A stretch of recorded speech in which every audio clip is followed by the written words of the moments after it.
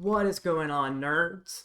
The Pokemon World Championship just concluded, and in it, they revealed a bunch of new Mega Pokemon EX.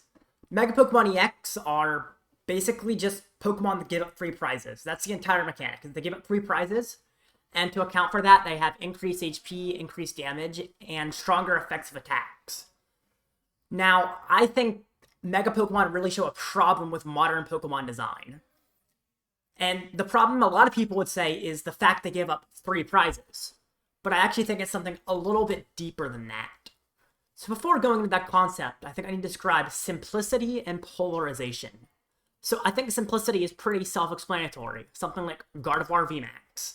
Once again, free prize, basically same mechanic as the Mega. Has a single attack, 180 damage, heal 50. This attack is fine. It's an attack that does damage, so it's pretty solid. It 2 hits itself and it heals. But it's boring. It's not interesting. And that's just not fun to play with. So that's the problem with simplicity, is it's not interesting. But then there's also polarization. So polarization happens when things are always at an extreme. So something like Yveltal. 5 energy is a ridiculous attack cost. There's no reasonable way to power this up.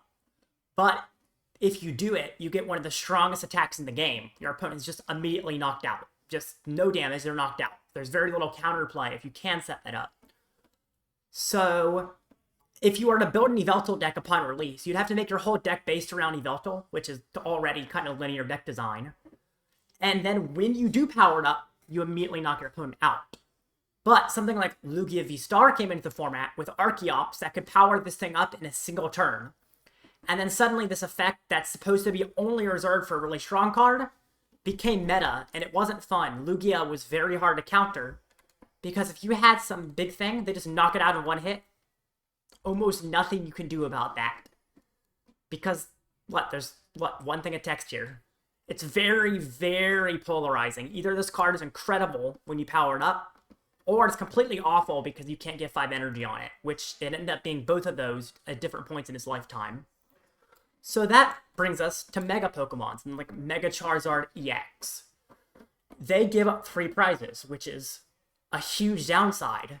Therefore, the only way to make them good is to make their attacks include a huge upside. The first way to make their attacks really strong is the route they went with ADP. Now, you probably see this card and have an immediate, horrible taste in your mouth.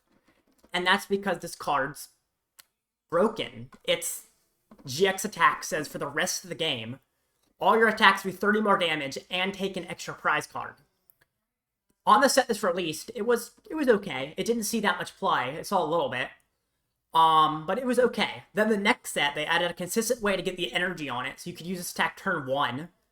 And in addition to that, they added a really strong attacker to pair directly with it that synergizes. And then suddenly, this deck was everywhere, and nobody ever wanted to see ADP. It was not fun to take an extra prize. It basically removed 1 prizers from the metagame, because why would you use 1 prizers when they're just going to give up an extra anyway? Or you could use 3 prizers, and it's not as much of an increase when you knock out from 3 to 4 than it is from 1 to 2. So it was really polarizing, really strong. Nobody liked it. Or you can do something like Flygon. So the attack cost is ridiculous, and the payoff isn't even good. It's cool. You get 100 each EX and V. But that's never worth powering up Flygon completely. So this card is completely awful. So why even print an EX like this? The first attack is better. So then what's even the point of the second? And then you can do something like Centiskorch VMAX, which, similar to Gardevoir, is very simple. And this one was meta. It does 40 damage, does 40 more for each fire attached to it, and then you just attach another to it. So as a single attack, pretty simple, damage per energy, and then you get to attach 1. And the format in this, I would say, is part of the worst year of Pokemon, because most VMAXs were printed with a single attack, or a single attack and another simple attack, and it wasn't interesting. There's not much counterplay here. It's just hit your opponent in the active, take a knockout, take your prize cards, now your opponent hits you. It's boring. But I don't know what you can do. There's no good solution. Either it's boring, it's bad, there's no reason you would play this competitively, or it's too good. And it's almost impossible to balance cards that are extremely polar. If there's an extreme downside to playing the card, it needs a ridiculous upside. And unfortunately, there's no good way to make an upside. Mega Charizard, reading what it actually does now, discard any amount of fire from your Pokemon, 90 for each card you discarded this way. This is already in the format. Raging Bolt discards energy and does 70 per, and there's other cards that also discard energy and do damage based on your energy in play.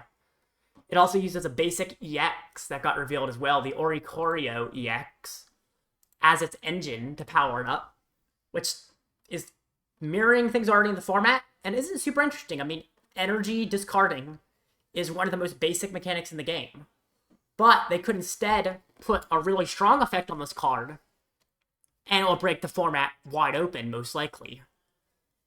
Because you can't make a card with this much of a drawback without also giving it a game-breaking attack, a boring attack, since simple damage can't break a format, or a bad attack.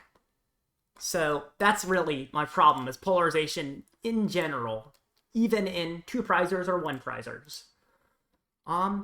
Yeah, I think that's what I have to say on the topic.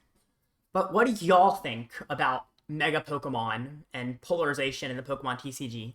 Is it a problem? Or do y'all really enjoy the big numbers? Because, I mean, it is really cool to see 360 HP, despite the fact that it's a little ridiculous. And goodbye.